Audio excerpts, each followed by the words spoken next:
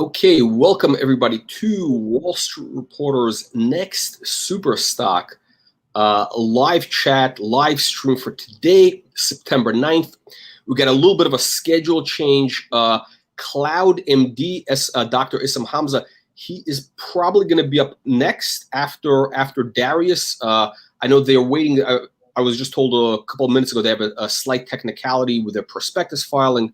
CDAR apparently has a problem with their system, so they are waiting for, I believe, the prospectus to get approved by CDAR or whatever it is. So once they have that official approval, they will be able to talk. Otherwise, I can't do anything until then. So we should have something. We should hear from Issam probably next half hour. So hopefully he'll follow. Otherwise, we'll have CloudMD on tomorrow. But for now, let's meet our next super stock presenter, which is FansUnite, the stock symbol FUNFF, over the counter, fans on the CSE. And please, everybody, welcome the president, Darius Egdami. Darius, welcome. Thanks for having me, Jack. So Darius, last week we had you on. We had you on for the presentation. The next Super Stock live stream, we had a lot of interest in the stock. We had obviously the CEO, Scott, was on the week earlier. So, I thought today would be a great opportunity for our audience to meet you, get to know you, your vision for the company. And of course, you had some, major news that's come out in the last week or so. So we'll talk about that. Some of the massive growth opportunities you're going after. But, we have right now a lot of new people in the audience. So for anybody that's new to the story, that's new to fans, can you give us a snapshot of exactly what does, FansUnite do? Yeah, absolutely. Like you said, it's been a busy couple of weeks for us, but it's been good. But FansUnite, from a high level, we're a sports betting company, a full kind of iGaming solution out there. Focus on the sports betting industry, on the esports industry, and the casino. So we went public earlier this year in May on the Canadian Securities Exchange. We made our first acquisition of a UK company, which we'll talk about, which is called McBookie. And then about a month ago, we did our merger with Ascot Entertainment, which is a pioneer in the esports space. So just continuing to grow right now on our own brands that we own, and then focusing on our technology and building that up. Okay, and so in terms of the esports market, a lot of people are it's been around for a while now, I guess. Can you talk about the esports, the market in general, and also specifically the betting side of it, because that's really what you're doing, right? You're allowing people to bet on essentially people playing video games. Yeah, exactly that. Yeah, it's one of the fastest growing markets out there, esports in general. A lot of people are trying to figure out, how can you monetize on esports, but it's pretty clear on the betting side that you can. Betting on esports is the #1 driver for revenue in the esports market. So one of the fastest growing sports on, like you said, we provide our clients the opportunity to bet on these games. We've been doing it for years now. Through Ascot, through their platform. So one of the early adopters of esports, and we've been able to grow with the industry and continue to watch the industry just grow at massive scale. It's one of the most bet on sports now, overtaking a lot of the major sports that we were all used to watching as we grew up. So it's attracting a younger demographic, but it's growing exponentially, which is really exciting. Yeah, it seems almost like today. Look, I mean, the world is constantly changing, and really, the biggest generation now is the millennials in the U.S. at least anyway, and they're more interested in participation. And I think I talked about with Scott, maybe was it, that I think it's the idea of betting on video games. It's something that they actually play. Not everybody's playing professional football, right? Not everybody can be like Michael Jordan, but anybody can play any of these games, so they can relate to it more. And it's a much more, I guess it's like basically it's just the new thing. So what are the big games right now that people are betting on? Yeah, there's a few out there for sure. You're looking at Fortnite, Counter-Strike, League of Legends, Dota, and some of these tournaments, like the prize pools are insane. The prize pools now for the Dota World Championships are bigger than like the US Open for tennis or the Masters in golf. So a lot of money, a lot of fans, a lot of viewership, and it's global, right? Like you said, football, not everyone plays football. It's really an American sport, but video games, it's global. You're going to have people playing all around the world, people betting all around the world, and you have teams all around the world competing against each other. And in terms of the size of the betting market, what's the size, the actual size? I've seen numbers like 17 billion. Like, what is the real number? Yeah, it's around there. It's, a multi-billion-dollar industry right now and growing every year. You look at some of the biggest sports books, it's now one of their top 5 most bet on sports, right? And it's continuing to grow. So we got in early, and we're able to kind of grow with the market, which is exciting for us. Okay, and essentially, so you're doing 2 things. One is your platform allows people to bet on esports, on the various games, but also traditional sports, right? And I think you have like your own proprietary, I guess, casino style games. Exactly. So yeah, we offer traditional sports betting, we offer esports betting, and then we also offer casino. Thousands of different games, and then we've also developed our own in-house casino games as well. And I can show you those, throughout the video. By the way, feel free to let if you want to do a screen share, we'll do. I think Scott showed us that what is it, the loot game, whatever it was. Hunter, yeah. So if you have anything else, you give us something new. We're always looking for, show and tell here. But let me, in terms of the news today with McBookie. So you have 2 things. Maybe you can just explain a little more. You have a B2B offering, right, where you enable existing online casinos to do sports, to do bet on esports, right? Sports betting and esports, yeah. Sports betting and esports, okay. And so in other words, if a guy has whatever, they have video poker, whatever it is they have 10 different offerings, you will essentially allow them to add a component of sports and esports. Yeah. And the other thing is you have your own proprietary sports and esport, which is McBookie as an example. That's your B2C platform. Yeah, exactly. So we have a few arms to the business, but the big focus is on B2C and B2B. So B2C is our direct-to-consumer brands. These are brands that we own, that we run, that we market, like McBookie, focus on the UK market. And then on the B2B side, we're looking to license our technology to other operators by giving them the platform they need and everything they need to run a sports book for sports betting, esports, and casino. Okay, and by the way, we're going to take some questions from the audience. So you guys can feel free to put in the things through the chat. We'll ask Darius your questions. So what's happening with McBookie? You announced today this massive growth number. Maybe you could explain that. The headline was actually very conservative. It didn't have the 400%. So what exactly is going on there? What's this 400% year-on-year growth? Walk us through the numbers. Yeah, McBookie has been tremendous for us. So we acquired this company in the UK. It's an awesome company. They've been around for 10 years. They have a great brand. They have 2 really, really strong operators in Scotland and in the UK, focused on the UK market. And we like these guys because they've remarkably gotten to where they have very organically. Not a lot of money spent, not a lot of resources to get them to where they have. And so we thought there was a lot of low-hanging fruit to work with this team. So we acquired this company, and it's been validated for us that we made the right call here as they're growing every single month. So, last 60 days was tremendous for us with sport coming back after the pandemic. This time last year, like you said, we've grown 400%. Year over year for the last 60 days. Our turnover numbers were big, both on the casino and the sports betting. We actually operated at a loss this time last year. This year, we're operating a 6-figure profit for the last 60 days. So really exciting. I think there's still a lot of low-hanging fruit. So we have a lot of room to grow here with McBookie. So that's why our team's super excited. We're all hands on deck with McBookie. We want to double their revenue, triple their revenue here in the next 6 to 12 months. Okay, and so we got a question coming in. Andrew is asking, is sports betting happening now? Because of COVID. Are people betting? I guess is he asking, Andreas, are you asking, is there more betting? Is there pent up demand? People are like, can't wait to bet? Yeah. Well, sports right now are coming back, which is great. In the US, the NBA playoffs are back. NHL playoffs is back. NFL starts tomorrow. In Europe, all the major soccer leagues are back. Premier League starts next week. All the major European leagues are coming back. Horse racing's back. So we've seen a good kind of demand of sports betting turnover over the last 30 days, and we think that's going to continue increasing here in September moving forward. And I think, just on the topic of COVID, what we've seen, at least at the very least, is that the shift in consumer habits is now moving towards online. and we're not bricks and mortar. We're all online, and people are now realizing you can bet online. You can bet online easier. So we're seeing some increase in kind of turnover numbers and new players coming to our platforms because of COVID, because everyone's shifting more to online, right?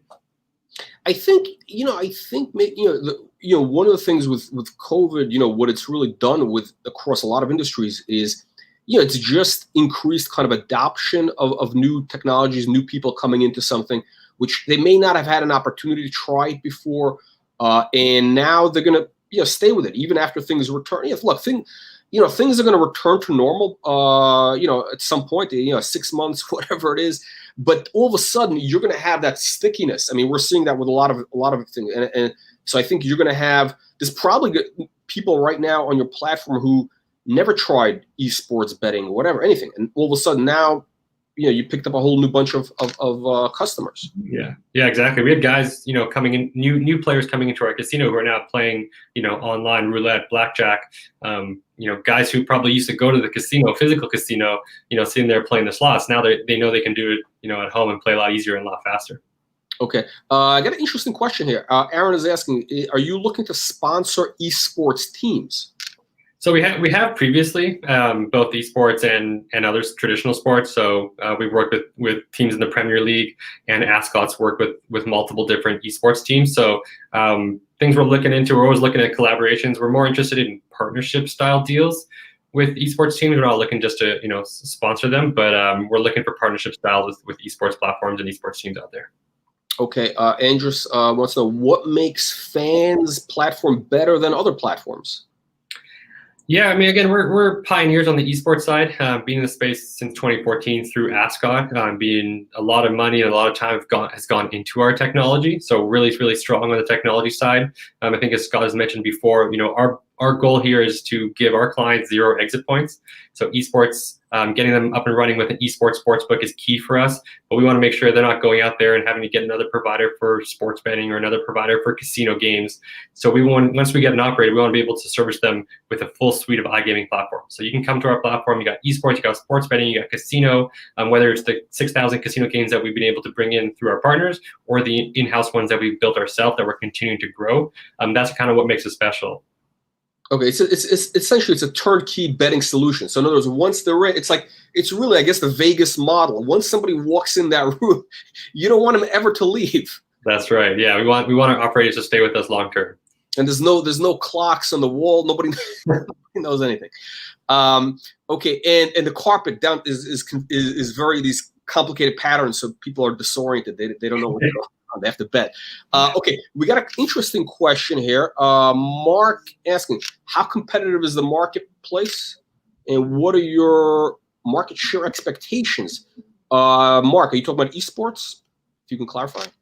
Darius, you want to address? Yeah, I mean, we know it's a massive market, right? There's obviously players in there, a lot of players on the traditional sports betting side, which is why we really focus on wedging ourselves into the esports space and being kind of the go-to platform supplier for the esports industry. And so far, it's been great for us. We've been nominated as esports platform supplier of the year by EGR this year, against the likes of some of the biggest sports betting companies in the world. So we're getting the validation, the recognition of our platform. We have clients on board right now who really like our platform, and kind of just the start for us here with that. So we have 4 contracts signed on the B2B side. 2 are up and running right now. We think we have a great opportunity to kind of corner the esports market here in the next 2 to 5 years. Okay. Now, some interesting news last week, right? You announced that the the partnership with Gameco enter the U.S. market. So, can you talk about that? Give us some color on what exactly that means, how that is going to work out. Yeah, that was huge news for us. I've always maintained the fact that we want to get into the U.S. market. It's obviously the next big gaming giant, but we never planned on being an actual operator in the U.S. At least not in the near future. It's very time consuming. It's a state by state regulation. Spending a lot of money and a lot of time and a lot of resources. So we were always looking for kind of creative ways to get into the U.S. market. And Scott and team have a really good relationship with Gameco, and that seemed to be a perfect entry point for us to get into the U.S. market as a technology supplier. So Gameco has the network and the resources and the connections and the licensing strategy in the U.S. market, and we're able to come in as a platform supplier to provide our technology and then we'll work together to launch esports sportsbooks for various companies in the U.S. depending on the jurisdiction that we're licensed in. Okay, so what exactly? I mean, like, if anybody's not familiar, like, what exactly does Gameco do? Like, which of the states are they in? And how exactly? Like, what you're gonna offer esports betting? Yeah, okay. Yeah. So our part of the equation is the technology. So we're providing the platform. There's other partners who are providing the data and the risk management. Gameco is providing kind of the network and the licensing jurisdiction. So it's kind of a nice intricate web, but at the end of the day, we're the technology supplier behind the scenes. We're the ones powering the sportsbooks. Okay, so essentially, they're going to be able to offer betting on esports in what? Any casino that's, let's say, what are the states? Like New Jersey is the big one, or what's the key? Yeah. Nevada? Those are the big ones for sure. We're working with a few different, kind of open to discussions with a few different casinos in a few different states. We haven't announced kind of our first state casino right now, but that's kind of the goal for us here in the near future, to be able to announce a partnership deal with the actual casino to launch a sportsbook for them.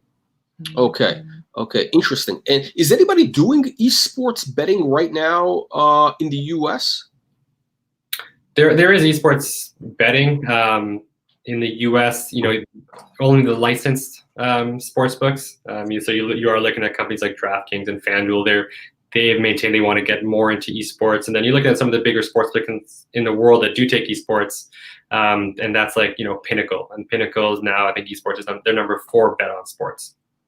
Okay, interesting. Andrew is asking, how many employees do you have? Yeah, we have a really great team right now. A lot of them are mostly on the development side, which is strong. We have about 20 people on the team right now, and then of course we've surrounded ourselves with a world-class board and management team. Okay, let's see. We got Sean asking, where do you see this in 5 years? That's the question we usually ask at the end. So Sean is jumping here. Yeah, I think we have a huge opportunity, right? We've always maintained that we want to bring technology in-house. I think you're seeing a lot of the big companies right now feel the same way, as technology is one of their biggest costs. So we saw with DraftKings, with their acquisition of SB Tech, which is a sports betting platform supplier, to bring technology in-house. We want to be able to get those levels. We want to be able to get 20, 50 different clients using our platform, and while we're revenue sharing and taking fixed costs off of those. So, we want to be able to, we like our direct-to-consumer, of course. Like, there's a lot of low-hanging fruit. We can generate revenue, we can grow these brands, but really we can showcase our technology, right? So we can bring in 5, 10, 50, 100 different clients using our technology. That's where we can, really have the blue sky opportunity here with FansUnite. Okay, we got a question here, I guess a comment. Esports betting, I guess he's met DraftKings. So what is, okay, so actually, and this guy's Spence is got I guess a fair question, saying, with so many players in the market, can you muscle your way in? Like, what's the difference between you and DraftKings and some other players? Yeah, I mean, DraftKings, obviously massive company in the US. They started their business really on daily fantasy, cornered the market with FanDuel in the US, completely took the market share. And then they got into sports betting and now are growing at significant levels, right? So again, we're focused on they're more focused on the B2C side, direct to consumer. We're more focused on the B2B side as a technology supplier. It is obviously challenging to wedge yourself into the US market, which is why we never plan on becoming an operator in the US. It does take deep pockets, it takes a lot of money, it takes a lot of time. So that's why we think we have the great opportunity by being a technology supplier and partnering with companies like Gameco that have already established connections, a network, and licensing in the US. Okay, interesting. Okay, and I think also it's such a massive market. I mean, there is plenty of opportunity for everybody right now, whether it's the U.S., global. He's also asking what's okay. We got a guy saying, Andres, betting outside of Britain in the EU. Do you take bets in the EU? Yeah. So right now, McBookie is a UK license, so we only taking bets from the UK, but we have essentially completed our process to get our Malta licenses from both a B2C and a B2B perspective. So the EU will be able to open up to us, again, both direct to consumer and as a platform supplier very shortly here. Okay, for the whole thing, for sports and esports. That's right, and casino. Okay, Spence, what's between fans and score? What's the difference between you and score? Yeah, I mean, Score is obviously, another Canadian company here that's done tremendously well, gotten financed as well, and gone to the U.S. market through sports betting. So, without knowing, exactly, what the Score does, I don't believe they own their own technology. They're going into the U.S. market and monetizing on the massive database that they have through the Score from the television series to their app right now. So, they are direct to consumer. Again, we're more focused on business to business, and we're more focused on owning and building out our technology and licensing that out, while the Scores are looking to monetize on their own database. Okay. And in terms of, so we talked about the US, the EU. What about like rest of world, like Asia? I think Asia is a big market for esports, like Korea, or I think China also, right? They're big on esports betting. Yeah, it's global, right? So huge markets in Asia. We're definitely more focused right now on the UK, on Europe, and Latin America. That's kind of our initial focus, and then of course entrance into the US market. But Latin America and Europe are probably our two biggest markets moving forward right now. Okay. We get a question here. How big is the addressable market for you on the B2B side? Yeah, and are those exclusive agreements? Yeah, so it's a multi-billion-dollar industry. We look at comps with just SV Tech that got acquired by DraftKings for I think about $700 million, US as part of their go public strategy. So huge market, and exclusive. No, I mean we're going to be providing them. I mean there's different negotiations for every deal, of course, but we want to be able to bring on 5, 10, 50 different clients using our platform across the world. Okay. We got a lot of audience questions here. Cuban asking, when will you start generating profits? Yeah, so some of our business units right now are already generating profits. McBookie's a profitable company. We had a great last 60 days, especially with that news release that came out today. We're striving towards becoming a profitable company here in the next 18 to 24 months as an entire company. Okay. So Darius, so we've met you now, we've met Scott. Like what can you talk a little bit more about some of the other key players on the team? Like you have your advisory board. Yeah, I mean you have some impressive people involved in the company right now. Yeah, I think especially with our board, you don't typically see these type of industry leaders join boards of companies our size. So I think we're very fortunate, and it kind of validates what we're doing with the board that we've been able to bring onto the company. So we have Scott and myself are on the board. We've been in the gaming space for over a decade each. We've known each other for over 7 years, so we have a really strong working relationship, which is great. And then we brought on guys like Harish, who was the ex-president of Paddy Power Betfair, which is one of the largest gaming companies in the world. Chris Grove, who's one of the most well-respected thought leaders in the U.S. on the gaming side and regulation side. So we're excited that we brought him on board about 30 days ago. And then another industry pioneer with James Keane, who's had strong exits and worked with some of the biggest gaming companies in the world. Okay, Darius, let's. Do you have a demo you want to share with our audience? I think our next presenter, Cloud, we're waiting for them to come on. I think at 1 o'clock here, so we have a little bit of time. I think they're actually good to go. I just got a message that looks like their technical issue is good, so they're going to be up. But let's have some show and tell here. Sure. Yeah, I'll share my screen here. We can show kind of one of our show my entire screen.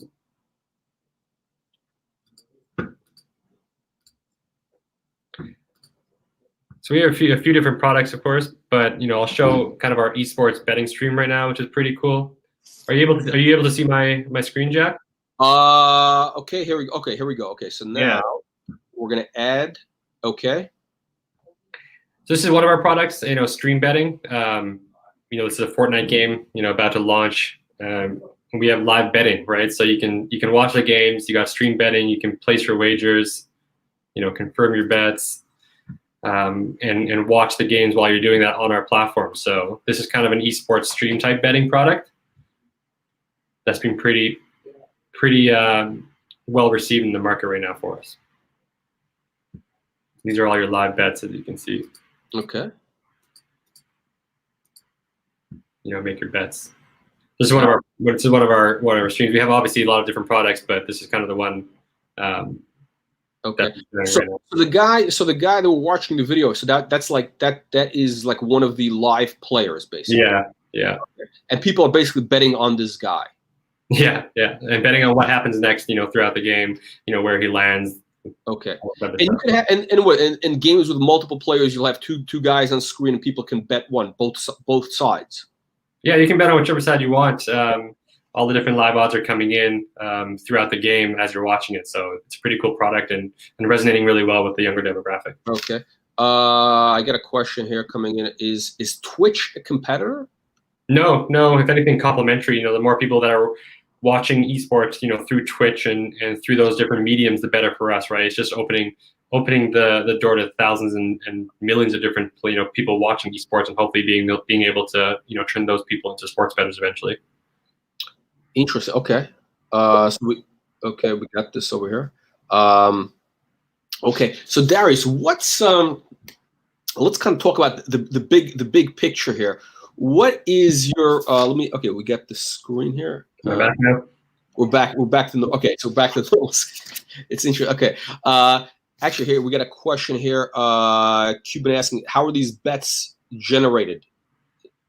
Yeah, we have data providers coming in from multiple different resources. So through Pinnacle, BetRadar, we're getting live bets and data to the second.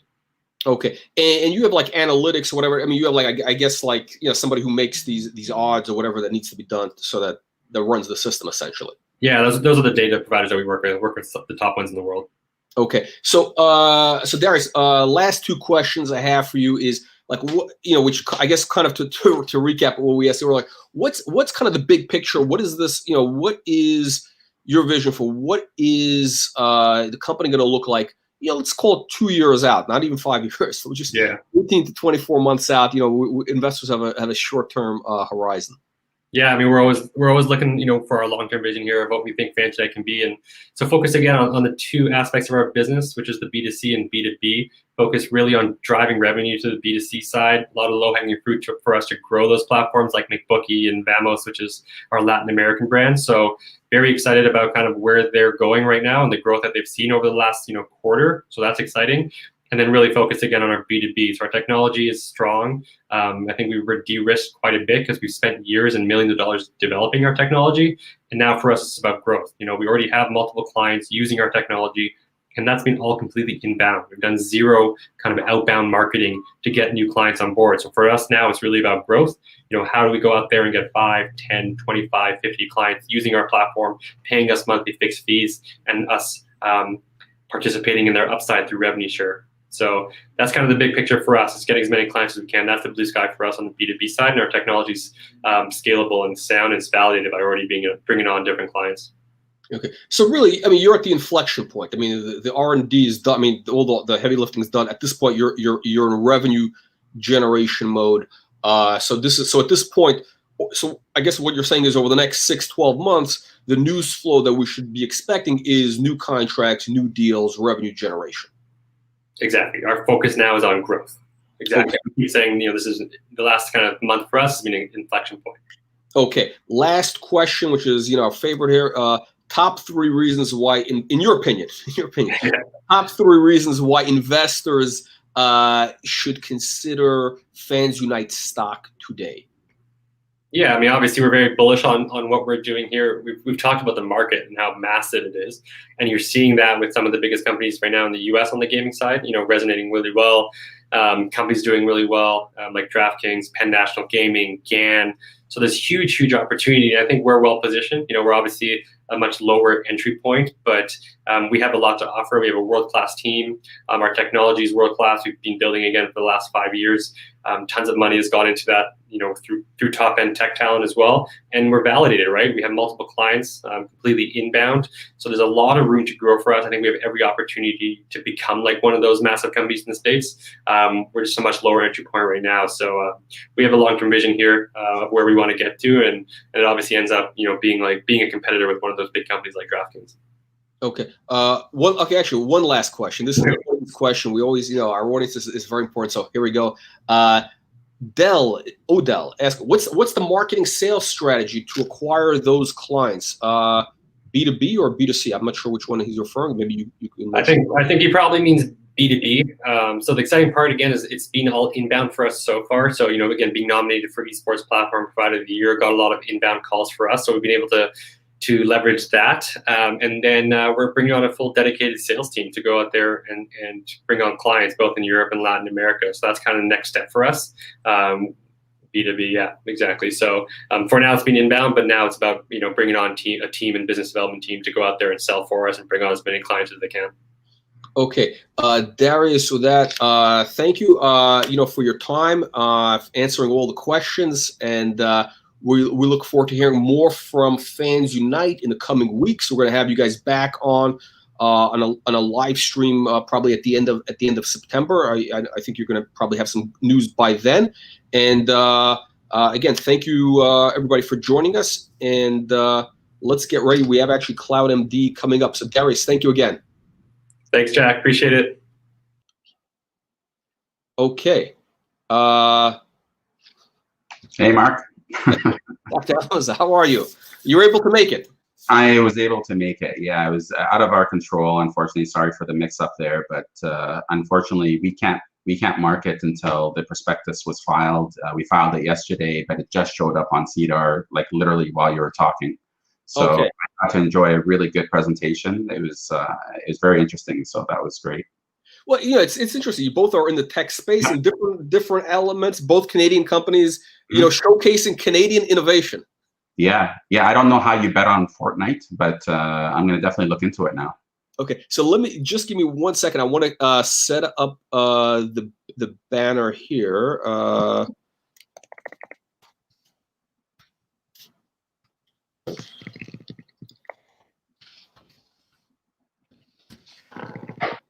Okay, everybody, just stand by. We'll be ready to go.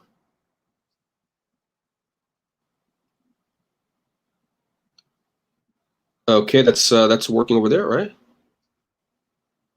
Okay, and just one last thing. Okay.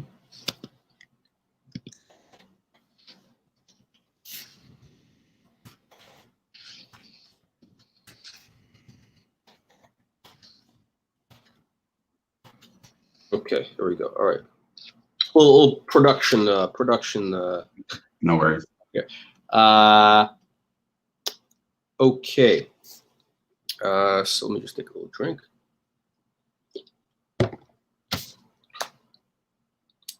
Okay, we got everybody here waiting. We had a lot of people waiting from this morning. Okay, welcome everybody to Wall Street Reporter's next Superstock CEO live chat. We have with us again Dr. Issam Hamza, CEO of CloudMD, DOCRF over the counter, DOC on the TSX venture. Dr. Hamza, welcome back. Thank you for having us again. I'm glad you were able to make it. After you had this, getting your prospectus filed, everything squared away. So actually, let's jump into yet a lot of news. We're going to get into all that. The first thing is we have a lot of new people in the audience. The audience for the stock has really grown substantially in the last couple of weeks. So for anybody new, can you give us a snapshot of what exactly CloudMD does in the telemedicine e-health space?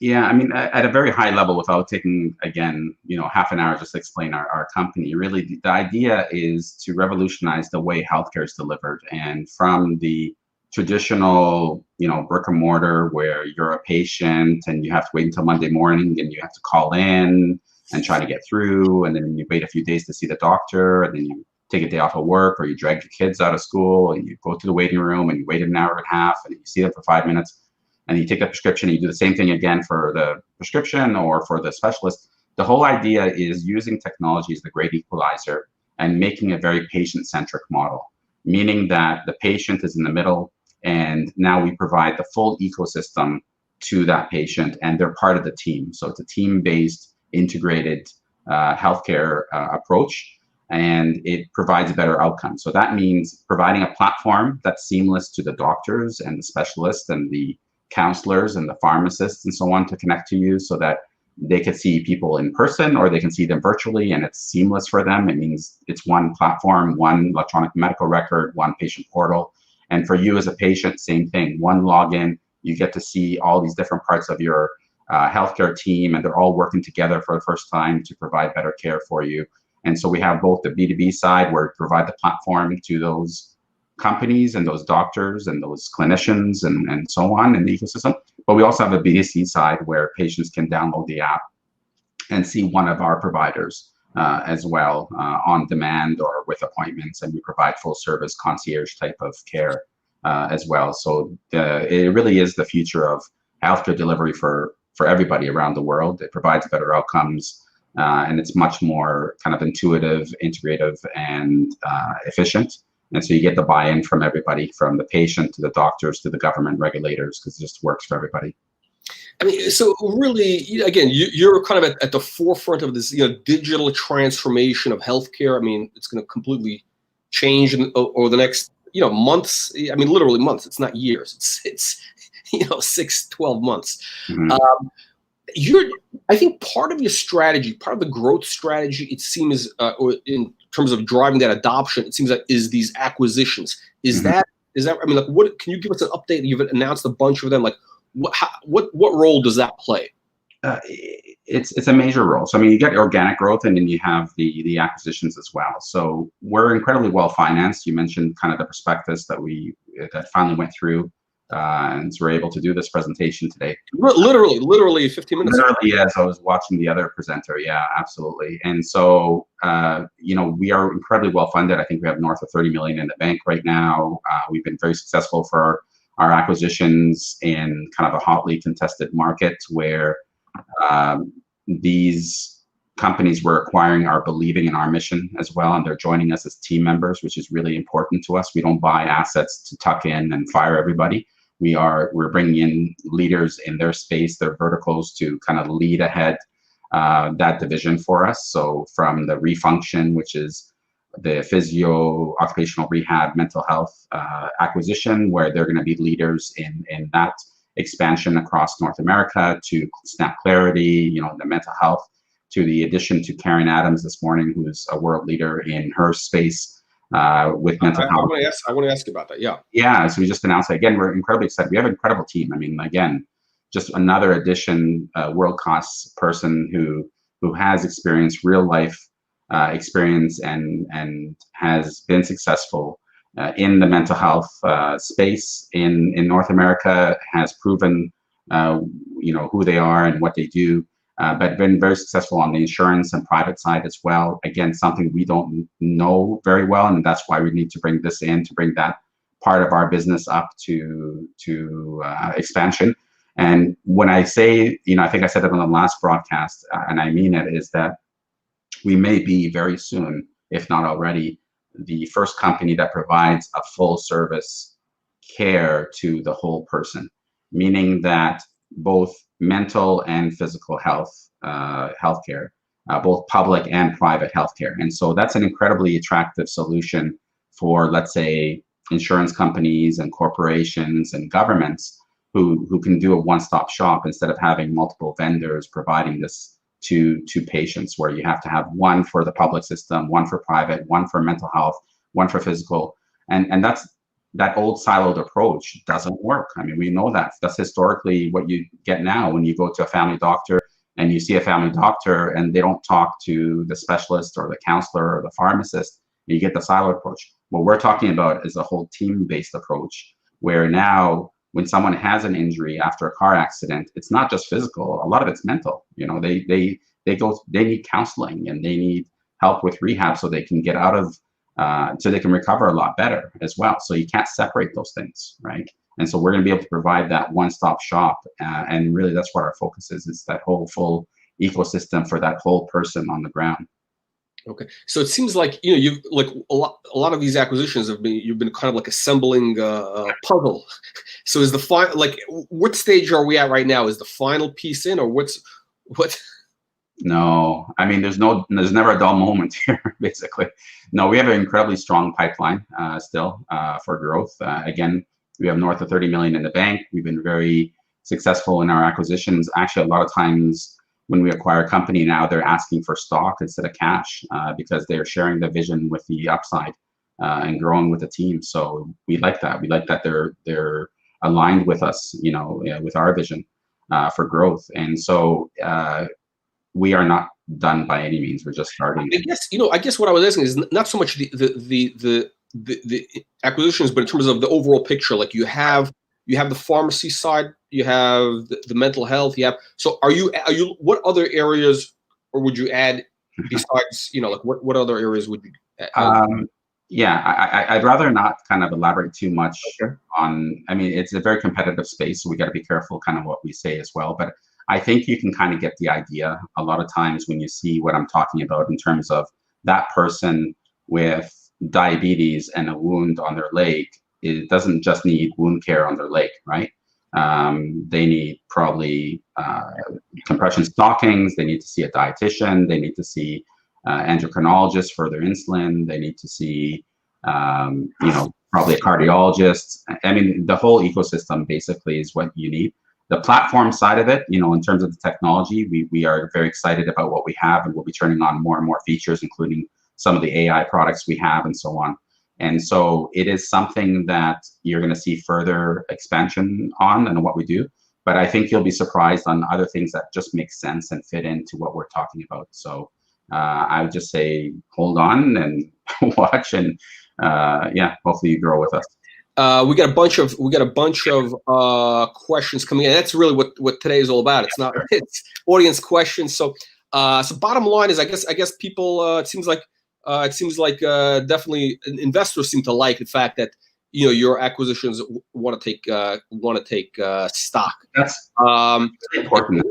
But just to point a little bit more about that is that if I'm acquiring, let's say clinic, if I'm acquiring clinic and they're asking for cash, that's a big warning flag, right? Because if you're buying clinic and you're cashing them out, what's their incentive to stay there and grow and continue to operate and expand services and so on? Really, they're not aligned with you. So the fact that people, companies that we've been acquiring are aligned with us is extremely, extremely important part of our mission statement. Yeah.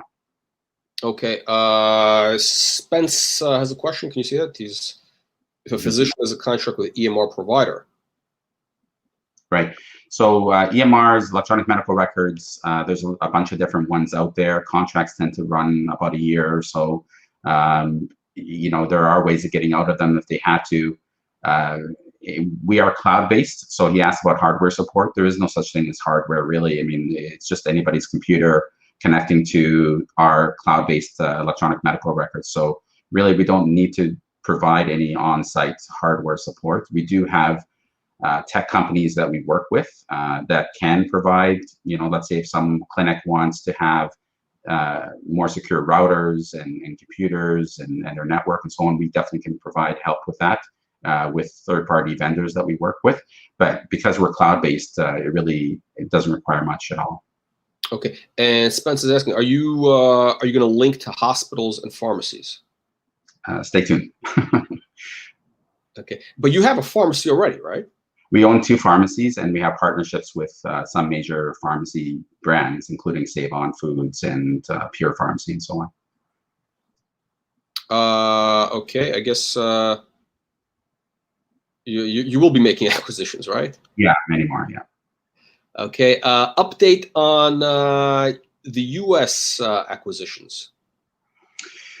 Again, I got to be careful what I say, but I think we gave some guidance before, so hopefully we'll see some closure on that LOI within the next couple of weeks here, and at that time we'll be able to elaborate more. I've kind of given you the mission statement on the U.S. expansion. U.S. is a little bit different than Canada in the sense that we are focusing really on the chronic disease footprint and in underserviced areas. We're not trying to compete with Teladoc in Los Angeles, for instance, right?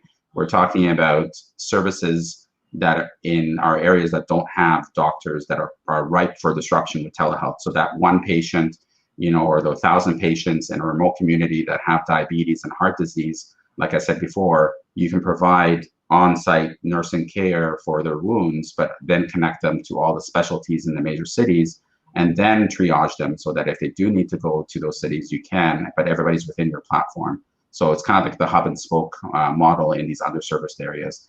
And the reason that's important, if you never saw my last stream, is that you know, the CDC mentions that $3.5 trillion spent in healthcare in the U.S., 90% of it goes towards patients with chronic disease, right? So it's the high burden patients that you're going after. We're not looking to do the virtual episodic sniffles, really. So you're not competing with, what is it, one Medical? One med. That's a totally different market. Kind of. I mean, they're going to more. That's kind of the model we have in Canada, for sure. But in the States, we're not looking to have, you know, thousands of concierge type of clinics that are providing. You're taking the opposite approach. You're going after the underserved markets. We're going after the underserviced, high burden areas, because that's where all the money is being spent by the healthcare system. But that's where the most need is needed as well. That's where we can make the most impact. So, like I said, 90% of the money is being spent on these patients that have chronic disease. Okay, so that's a key differentiator. Okay, so Spence, I like he's numbering his questions. This is the fourth question. Do you have support from the Canadian government for virtual medicine? Yeah, I can't elaborate anymore on anything that we haven't publicly announced so far, but we will be announcing things along the way with respect to things like that. Okay. Brendan asking about Well Health. I'm not sure what the question was again. Sorry. What leverage do you have or will have to Well Health? Yeah, I'm not sure what the question is really, but what I would say to anybody is that, because it's one of the biggest questions we always get, is how do you compare yourself to Well Health and so on. Well Health is an extremely there you go. It is an extremely attractive, an incredible success story. Like I said, Hamed, the CEO, is well proven in the space. He's now built a $1 billion company in a very short period of time. And that's great. And we should encourage it in Canada, really. And like I said, you know, when I said before, I really mean it, that, you know, be invested in the space. I wish you would invest in my company, in our company. But there are going to be more than one company in the space. It'll consolidate eventually, for sure. You're going to see continued consolidation with other companies coming in and acquiring companies like ours and Well and so on. But it's different. I mean, they're a little bit different. They're going to kind of the same maybe endpoint, but in a different pathway, let's say. So I won't go through the whole big areas of differentiation again, because I think I've said this on every single presentation so far. But just to say that they're extremely, it's an extremely attractive company as well to look at. Okay, interesting question. Can you talk about the future of AI in your business? Yeah, so we have 2 AI products. One we developed with IBM Watson. We own the IP 100%, and that's a virtual medical office assistant that we'll be turning on here in the next couple of quarters. And so that'll be fully integrated into the patient portal, where a patient can go in and start chatting with the AI bot and be able to do anything you'd like to do that you typically would do with the clerk or the medical office assistant at the front desk. So from changing appointments to giving directions or hours of operation or are my labs in, whatever it is, you can train it to do all those kind of clerical things. So that's going to be turned on over the next couple of quarters. And then we also have an AI virtual nurse, where it asks the questions before you see the doctor, and it has the ability to triage you, so that if you need to be seen by emergency quickly, instead of waiting for the appointment, it'll tell you to do that. But more importantly, they'll take that history and put it in the chart for the doctor, so that when the doctor sees you, they have a full history, they have a differential diagnosis, they have lab tests that they should run, and they even have treatment options based on current guidelines before you even said hi. So you think about the efficiency of the fact of the doctor now being 1,000 kilometers or 1,000 miles away and seeing you, but also on top of that, having somebody actually taking the whole history before they see you is amazing. I mean, that makes it so that the doctor can really spend quality time seeing you and talking to you and helping you, instead of trying to figure out why you're there. Yeah, no, it's a game changer. We get a question from Lawrence. I guess people have asked this before. What are you doing about expanding to the other provinces? I guess the East Coast. Right. Health Minister response. Yeah, there's certain protocols depending on which provinces you go into. We've announced BC and Ontario so far. We We've said it in previous discussions that we will be expanding to other provinces, including Alberta and Saskatchewan and Quebec and so on, and pretty much every province over this next year here. So I think just hold on, and you'll see us kind of grow and expand and turn on. The great thing about our platform is it's ready. I can turn on in every province right now if I wanted to. The platform's built out. It's just making sure that you can provide good service when you do turn it on, and that's really all we're waiting for. Okay, here's a great question. Are you investing in clinics, companies that are accretive for EPS? And secondly, do you have an estimation of when the company will have positive EPS? Sure. It's always helpful if they are cash flow positive or EBITDA positive already. And so that makes it, helpful. It makes it more expensive often. But when we bring in our platform and our hybrid model to those clinics, we can turn a clinic that's maybe break even into a cash flow positive clinic, quite quickly. And so we don't only look at clinics that are cash flow positive. We look at everything else as well. We look at revenue, we look at number of providers, we look at number of patients, we look at what EMR they're already having, the efficiencies we can get, geography of where they are. You have to remember what we're building, right? And we're building something where you as a patient can have the same quality of care wherever you are in Canada under our brand, right? So whether you need to be seen in person, the 10% of the time or 20% of the time, or you need to be seen virtually, you can do that. And you have that whole team-based approach. So that's what we're building. And in terms of when we're going to be cash flow positive, I mean, it's a question we get a lot in the Canadian side. We tend to get the opposite on the US side. It's more of, why are you even talking about EBITDA and cash flow? Just talk about growth, how are you growing, kind of thing. Yeah, I mean, they want Amazon. I mean, American investors don't want they want to do. I mean, we can stop growing and be cash flow positive right now, but that's not really what it is. It's about a land grab. We're well funded. We have over 30 million in the bank, and it's about becoming the next, multi-billion-dollar company instead of just being happy on being cash flow positive and with a $200 million company. Yeah, I mean, this is. I think they were asking Amazon when they were going to be. Google and Amazon and Facebook, right. You're going to turn that on. Yeah. Here's a question: is there going to be a second wave? I mean, what's your take on that? There's just Yeah, no, 100%. So there's a reason that we were not spending a ton of money on direct consumer marketing during the summer. So if you notice now, you'll see a lot of ads that we just turned on. So you'll see a lot of TV ads, radio ads, internet ads in Facebook and Google ads and so on. So we are spending some money on direct consumer marketing now for a couple of reasons. One is increased eyeballs as potential patients that download the app and start using it and seeing doctors, but also as potential investors as well. We get dual benefit whenever we run these ads, right? It's one of the very few companies that you can invest in. You can use the product and you can invest in Canada. Or North America, which is really, sometimes unique, right? It's not something you can always do. And so that we are going to be doing that. Second wave, absolutely. You're already seeing it now with back to school. First day of school was yesterday or whatever in a lot of places, and you're starting to see the spikes of the numbers. And we're already seeing, obviously, an increase in numbers being seen virtually again, just like we did before. As the weather gets colder, people are more indoors. And then you got the other things that come with it as well when you're indoors, whether it's the sinus infections or the flu season that hopefully will be a little bit lighter this year. Yeah, absolutely. And you're going to see patients again being very hesitant to go to the walk-in clinics and the clinics unless they have to. They want to be able to triage first virtually before to see if they really need to go into a clinic or a hospital. So you're definitely going to see the numbers going up. Okay.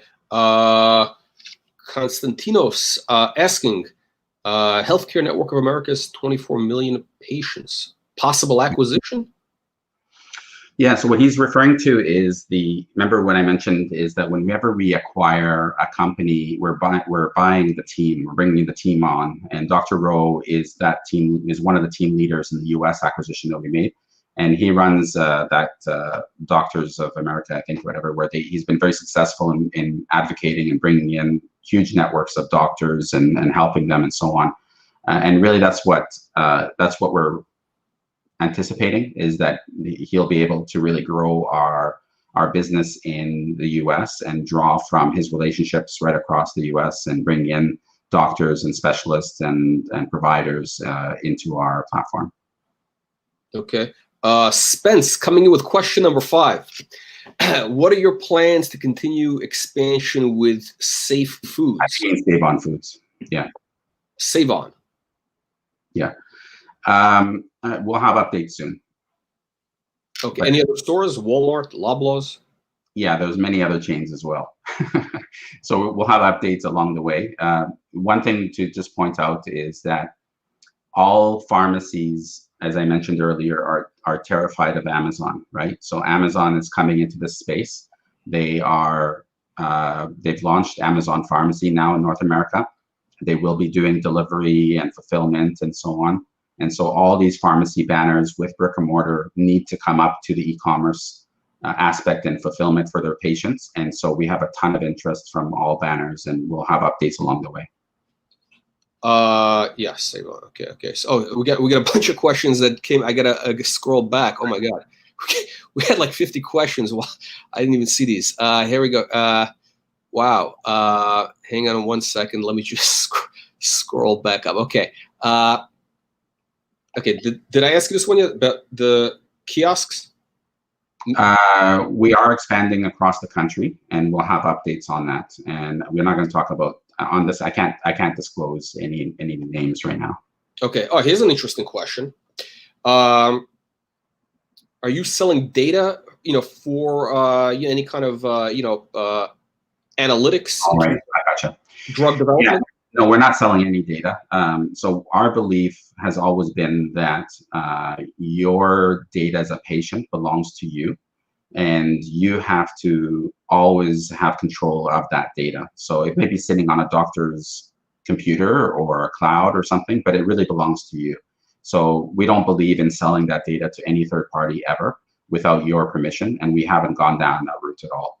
Now, having said that, in the future, what do I see in 5 years or whatever?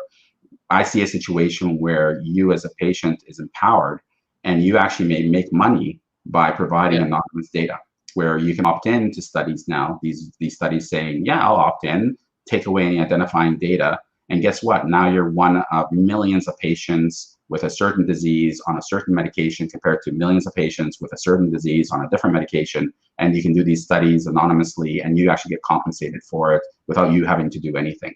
So actually empowering patients to own their data and get rewarded for their data, that's kind of the future of healthcare studies and stuff for sure. Okay, that's actually very interesting. Is anybody doing that now? Or they're trying.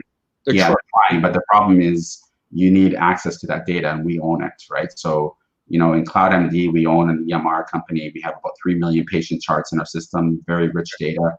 So it's on our servers, but we don't give it to anybody. Okay. But you're saying that essentially, like a year from now, whatever it is, you can go back to those 3 million people and say to them, hey, do you guys want to, make money with your data?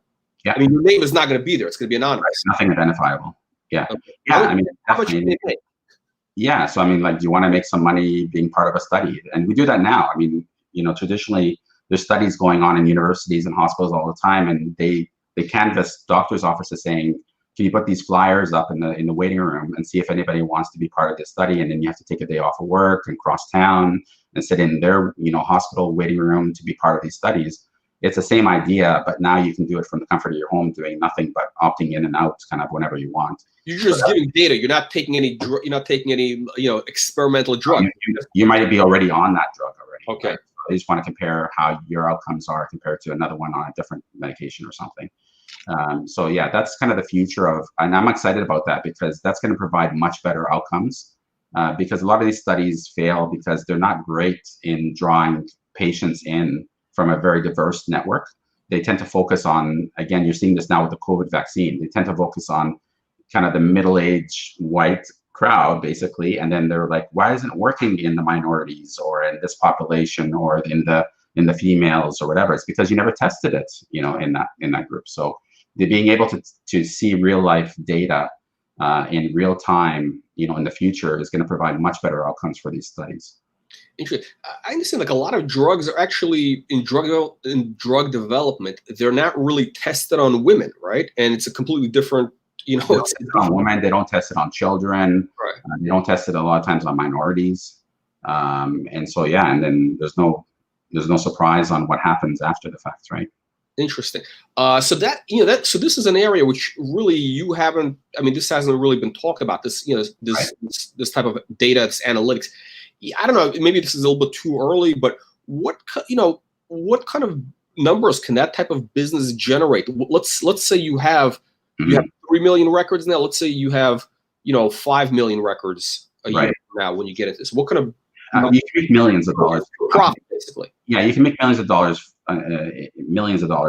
as a company with almost all margin, right? Because it doesn't require almost anything in terms of operations. So the margins are quite high. So you'll see it on our presentation as one of the verticals, like on the 4th or 5th vertical in terms of partnerships, because we already have that platform, we already have that database, and just companies out there are looking for partnerships, right? So these partnerships will come in time where it's, again, 90% margins for us. So there is opportunity. It's just not the time for that right now. But there definitely is opportunity, and not just on that one example I gave you, on many other examples as well. Okay, interesting. It's almost like it's almost like Tesla. They're saying Tesla is really not a car company; it's really a data company because they're getting all this data on roads. This is what I heard from a guy who's inside of Tesla. I know that's the thing. Okay, so question: what is your biggest obstacle right now?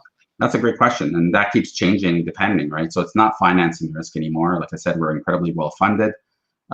It's not opportunity risk because, like I said, all the barriers to entry and the barriers for adoption are gone because of COVID. We're running at this point, and it's a bit of a land grab.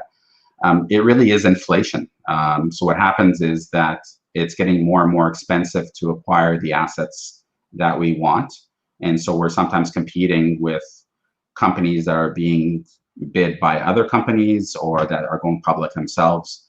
Having said that, we've been very successful in these acquisitions, believing in us and joining us as a team member. So we've been, I think, very successful that way. We'll continue, but that would be probably our biggest obstacle. We get this a lot. Are you going to go onto the full TSX? Yeah. So the answer is, the answer is yes. At some point, we will uplist, TSX, NASDAQ, and so on. We'll give updates to the market along the way as we kind of approach those criteria and what we're looking for. But we'll update the market. It's about, expanding our investor base. And you can see that with our volume right now. It's been doing very well. I think we traded over 100 million shares in the last, or 120 million or something last month, or something ridiculous. So we're definitely shifting our investor base, getting a much wider audience, getting a lot more institutions involved as well. And as we do that, and as we become a bigger company, we will want to graduate to bigger indices. Okay. Mark asking, I guess, a question about preventative. Are you going to focus on preventative medicine? Is that right? Yeah, great question, Mark. Stay tuned. But I think we have really smart investors, and they're getting it, right? Like, they understand kind of where this is going and the potentials, and I think they're starting to kind of take a few steps ahead and figuring out where we're going. Okay, we got Spence coming in with question 6, and I think question 7 is right behind it. Do you see this? Are you doing anything with grocery stores? Yeah, I can't talk about any other banners right now than what we have announced so far. All I can say again is that we have a lot of interest because of what's happening in the space and what's happening with Amazon and so on. So again, stay tuned, and you'll see further updates on that space and other ways of delivering that to those customers as well. Spence, question again? Yeah, number 8. Yeah. No, great question again. Yeah, I mean, if you think mental health was a problem before COVID, it is incredible. It's going to be an incredible driver right now. The numbers are growing and expanding, and because of what's happening, unfortunately, there's more and more situations of mental health disease. And so you can't separate, as I mentioned earlier, you can't separate the physical from the mental. We have to look at as patients as being whole people. And, universities are a little bit unique in the sense that you're throwing these kids into the world for the very first time in a very stressful location, very stressful situation without the family support maybe they had at home. And there's very high rates of mental health disease and issues on campuses. So absolutely. And they're very tech savvy, and they respond very well to telehealth and mental health, basically. They really like that idea. They're really comfortable with that technology and that delivery. And like I said before, it's been a lifesaver. And I mean like a real lifesaver in terms of telemedicine for mental health, because these same kids that go to school are not comfortable going to a waiting room with people sitting around them, and then going to a smaller room when they're already anxious and claustrophobic, and then being, fast tracked out of that room and not really getting the help they need. They feel more comfortable in their home, in their room, spending time talking to counselors or their doctor or the specialist or the psychiatrist. And so it's been 100% lifesaver, and really the driver for telehealth going forward after COVID. Okay. Yeah, it seems like younger people are more into the mental health than it used to be. It's like the new thing anymore. Yeah, it's not the same stigma as before, and I like the fact that everybody's talking about it, and it's not negative to say that you have mental health disease or issues or whatever.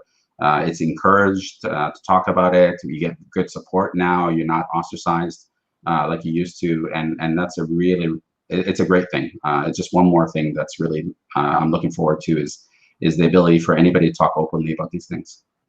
Okay. Are you familiar with OnTrack? No.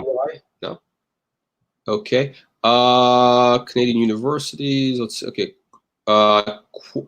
Quebec. My second biggest question probably is Quebec. Yes, I mean Quebec at some point. I couldn't tell you exactly when. Maybe 2020, maybe 2021, but definitely it's on our radar. As one of the biggest provinces here in Canada. Are you offering your platform as a service as well, or yeah. Okay? Yeah, we have the B2B side of it that's growing at over 30% year over year already. We provide that platform to doctors and practitioners to provide the same kind of comprehensive service to their own patients as well. Okay. Can you talk about the app? Ratings have been growing 25% weekly. Yeah, I mentioned kind of the promotion that we just turned on. So you're going to see a lot more ads, whether you like it or not. So you'll be on Google or Facebook or watching TV or listening to the radio, and you definitely will see a lot more about CloudMD. I think you're already starting to see quite a bit. And so, like I said, it has a dual purpose. Number one is to drive more people to the app and download and use, but also those are eyeballs for the in the company as a whole as well as an investment. Okay, Spence, coming with number 9. Wow. You are the Elon Musk of telehealth. I wish. Elon Musk got a lot of flack for a long time, right? Where people were saying, you're crazy, this is not happening. And he's doing the same thing now in space and everything else. You sometimes need people to disrupt the status quo. And that's what we've been doing for a long time. People think this is a COVID play. We've been talking about this for years. I mean, we were doing telehealth for 7-8 years. I actually started telehealth in kiosks and so on, even like 5 years ago. So this is something we've been doing for a long time. COVID brought to forefront and really sped everything along. But you need to take risks. You need to say, this is where we're going, whether anybody likes it or not. This is where we're heading, and this is better for everybody. And hopefully you have enough cash and the right team to get you there. And I think we have enough cash, and I think we're getting a great team to get us there as well. So we're extremely excited. Yeah, I think you mentioned COVID, but Cloud is not like one of these COVID stocks. It came out of the woodwork. I mean, even when the COVID thing goes away, it's definitely a boost, but it's like it's just a small part of the big picture. And a year from now, it's not even going to. Well, a year from now, COVID's still going to be an issue, but we haven't mentioned COVID once in our deck ever. So if you look at our presentation, I guess that's what I was referring to, because there's some companies that hype the COVID. Oh yeah, I know they're the shiny new objects that saying we're COVID testing or whatever, and good luck on a sustainable business plan after that. We've never talked about it. We've never had it except saying that it sped up everything for us, and the fact that we already had our platform and an infrastructure built out, it just sped it up. I mean, one of the big things I always point to is when COVID hit, and doctors were closing their physical doors, not like any of our clinics across the country that use our software had to stop seeing patients. They literally could, close their physical door and open up their virtual door and continue seeing patients. So they had no downtime, which is really important. Okay, we got, let's see, questions coming in. What percentage, we've asked this before, what's insider ownership percentage? It keeps changing because of the financings we're doing. Before this last financing, I think between insiders, friends, and family, and kind of core group that has been financing it at every round, I think we were around 30 to 40%. With this latest financing, I would have to get recalculated. Workplace PAE? I don't understand. We don't know. I don't know what that is. Okay. Consinos. Yeah. If you can explain that, I guess. Oh, he's asking, is that link? Is PAE? Is there a link to CloudMD? I'm not sure what PAE is. Do you know what that is? I have no idea. No. Okay. Let's see. Okay, we got a lot of people basically saying maybe you guys should merge with Well Health. There's multiple comments saying that this is. Great company, and I said like before, great leader. The space is definitely consolidating over time. I can't comment to one way or another. We haven't had those discussions, and at some point, does it make sense? We'll have to see. Okay. Do you see this WebMD apps as a not really? I mean, I'm not sure what WebMD has to do with telehealth, but Maple and Akira are more virtual episodic care. So the virtual episodic care that I talked about before is not really the sustainable model that we're looking for. We're not looking for the virtual walk-in model. We're looking for that full ecosystem that captures everything that you need, both as a footprint and vertically across North America. And so really that's what we're going after. Oh yeah, employee assistance program. Yeah. So I mean, absolutely, that's a great question. If you look between the lines of our, Karen joining us today, and our Snap Clarity and our Refunction acquisitions, you can kind of see where we're heading there for sure. Okay. Oh, you know what? Actually, I did have a chance to get into that with Karen. What is Karen Adams, Chief Innovation Officer? Exactly what is going to be her role? And can you tell our audience a little bit more about her background, because I think it could be interesting for what you're doing. Yeah, I think we highlighted a lot in the press release there in terms of her background, but she's been very successful in the space of again, mental health and dealing with insurance companies and corporations. A lot of that stuff that again, we've been dealing a lot on the public side. Our app is free. It's free to see patients. It's free to see a doctor in those provinces we operate. Even our brick and mortar, it's free to see the doctor or the specialist or the, and so on within that system. But as you move forward, what you're going to see is corporations and insurance companies understanding that when their clients get sick or hurt, it affects their business. And so they tend to spend money on these vendors that can provide better holistic care to their customers or their workers. And so that's what we're referring to basically. So when Karen comes on board, she has extremely an incredible resume of dealing with huge Fortune 500 companies and insurance companies, and definitely in the mental health space as well. So she's going to lead that whole expansion into that space. Okay, Jomi, have you contacted all health authorities in BC about your offerings? Like I said, post-COVID, every province is in play, and we already have the platform. We can turn on every province tomorrow if we wanted to, but we want to make sure the infrastructure is there. So just continue watching for announcements on those on that infrastructure basically, and you'll get an idea of when that province will launch. Okay. I'm hoping, Lawrence, every province within the next 12 months. So this should be a Canada-wide play in terms of like clinics and telehealth. And then in the States, definitely a North American play when you start talking about doctors using our services as a platform, but us also taking care of those, like I said, high burden chronic disease situations in certain areas like the southeast of the US and so on. We're not going to be competing with Teladoc, you know, for the episodic sniffles. That's not really what we're going after. That's a losing proposition.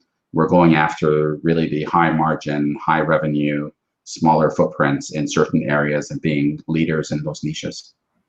Okay. I think his second part two of his question was, could a doctor with his own clinic triage patients? Yeah, absolutely. That's where we get our SaaS revenue from right now. So they can sign on and use our EMR that has the patient portal, you know, connected to it, and even a billing solution as well. So we have probably the best product out there right now for doctors.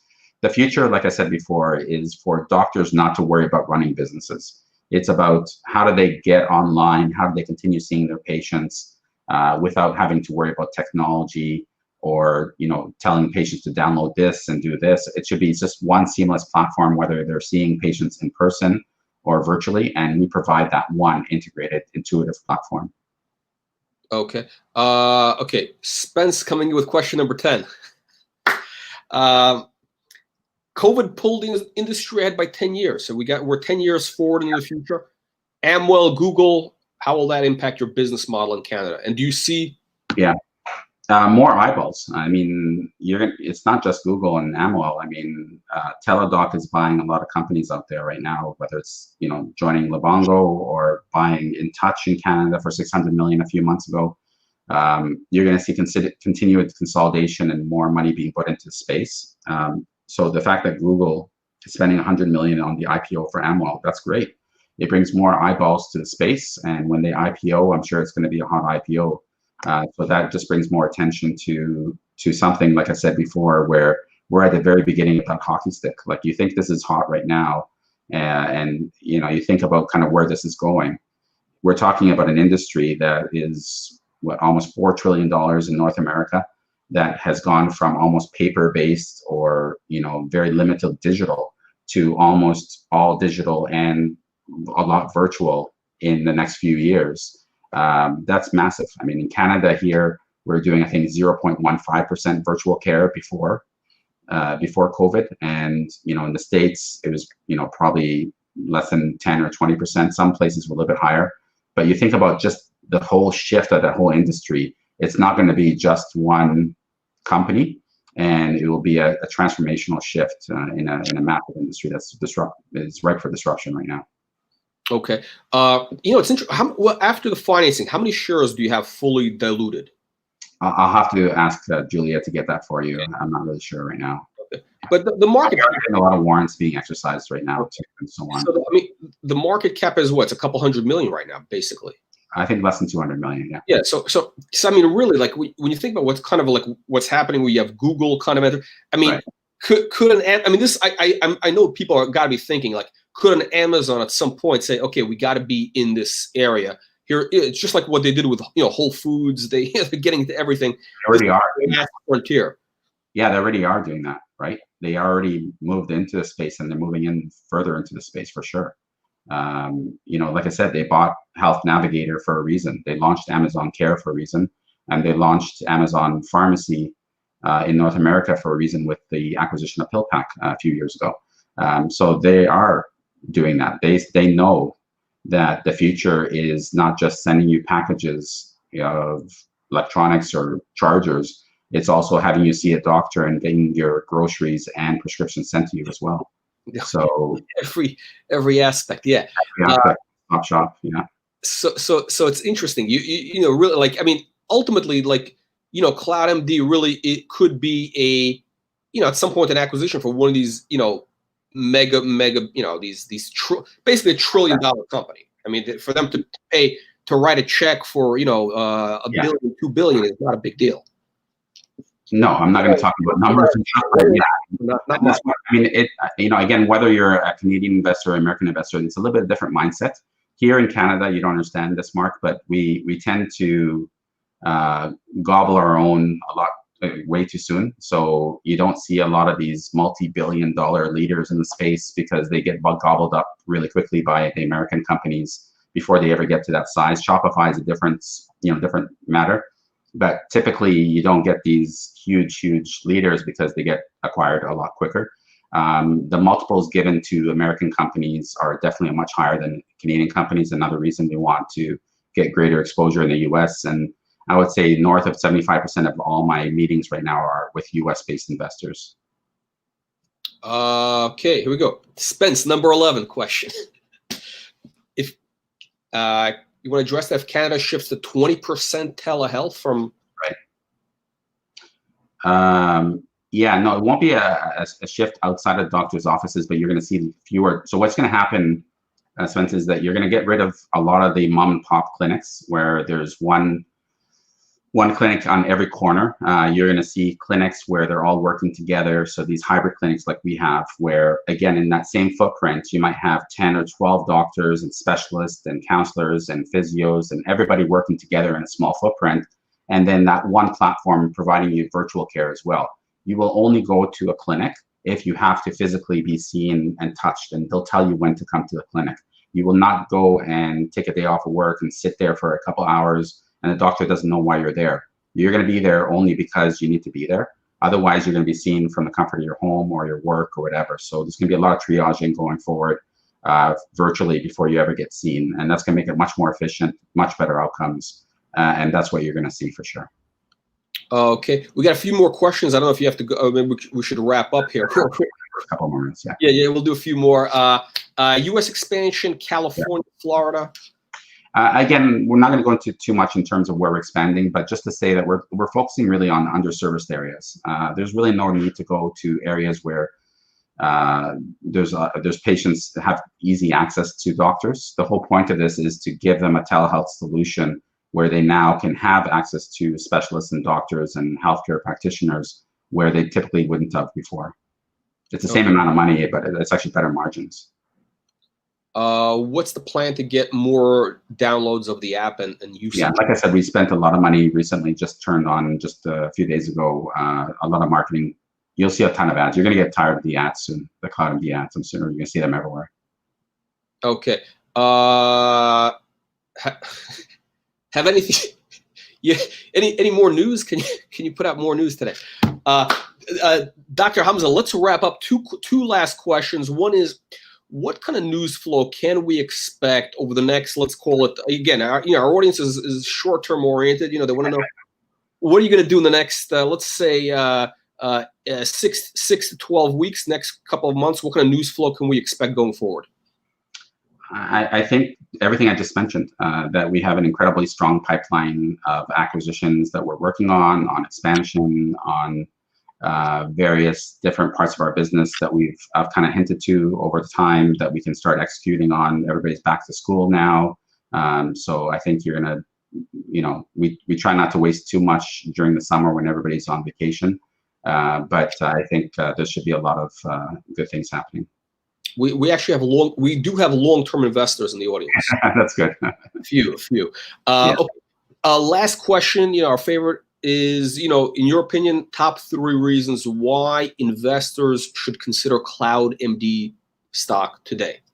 There's not a lot of companies in this space, and this is a massive transformational period, inflection point in a massive space. Basically, it's an industry that is just shifting again, like I said, from 100% paper, brick and mortar to eventually probably 70-80% virtual, over time. So you think about the resources and the money involved in that, and how very few players are in the space right now. So I think I'll give you that one reason alone, honestly. Actually, I'll give you 2 reasons. One, and the second one is we're incredibly well funded. We don't have the financing risk. We can now really execute and continue to execute without worry about running out of money or not having enough to do what we want to do. To recap, you have 30. What do you have? About 30 million plus in the bank. dollars. Yeah, yeah. Okay, that's a good place to be right now. You know, people are nervous. You know, stocks are coming down. There's a little volatility, so you know, it's good to be well funded. Okay, with that said, Dr. Hamza, I want to thank you for your time. Thank We're you. going to have you back on our live stream in a couple of weeks, and thank you everybody in our audience for joining us. We'll see you again on the next live stream. Okay, great. Thank you very much.